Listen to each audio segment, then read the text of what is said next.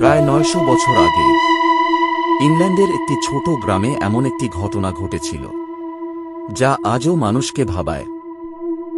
একদিন হঠাৎ করে দেখা গেল দুইটি অদ্ভুত শিশু, যাদের দেখে গ্রামের মানুষ ভয়ে ও বিস্ময়ে হতবাক হয়ে যায়।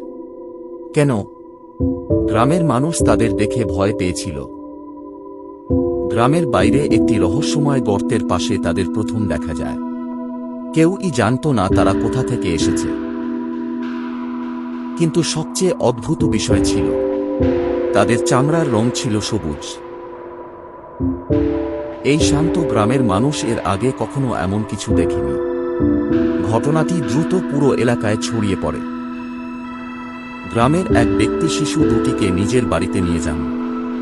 সবাই চেষ্টা করছিল তাদের সাহায্য করতে, কিন্তু আশ্চর্যের বিষয়, তারা কোনো খাবারই খেতে চাইছিল না। শুধু একটাই খাবার তারা গ্রহণ করেছিল, তা হল শিম। এইখানে ট্র্যাজেডি হল, মেয়েটির ভাই বেশি দিন সারভাইভ করেনি। সে কিছুদিন পর মারা যায়। কিছুদিন পর মেয়েটি ধীরে ধীরে কথা বলা শিখে ফেলে, এবং এরপর সে জানায় এক অবিশ্বাস্য গল্প।